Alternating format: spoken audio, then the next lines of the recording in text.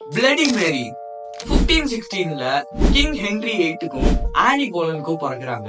அவங்க பிறக்கும் போது இங்கிலாந்துல நிறைய ரிலீஜியஸ் கான்ஃபிளிக்ட் நடந்துட்டு இருந்துச்சு.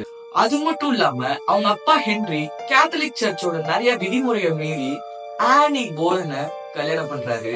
அதனாலேயே மேரி ஒரு தீண்டத்தக்காதவளா பார்க்கப்படுறா. மேரியோட அண்ணன் எட்வர்ட் செத்த பிறகு சண்டை போட்டு மேரி 1553ல குவீன் ஆஃப் இங்கிலாண்டா மாறுறா. அவளுக்கு கேத்தலிக்ஸ இங்கிலாந்துல ரீஸ்டோர் பண்ணணும்னு ஆசை. அதனால 250 புரொட்டஸ்டன்ட்ஸ உயிரோட எரிச்சிருக்கா. அதனாலேயே அவளை பிளடி மேரின்னு சொல்றாங்க. இதுக்கு நடுவுல மேரிக்கு நிறைய ஃபால்ஸ் பிரெக்னன்சிஸ் நடந்திருக்கு. ஒரு சில பேர் அவளுக்கு சைக்கோசோமேட்டிக் பிரெக்னன்சின்னு சொல்றாங்க.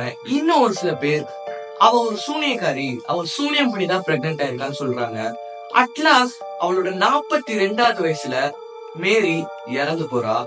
அப்பல இருந்து ஒரு இருட்டான ரூம்லயோ ஒரு பாத்ரூம்லயோ கேண்டில் வச்சு 3 முறை பிளடி மேரின்னு கூப்பிட்டா அவ வருவான்னு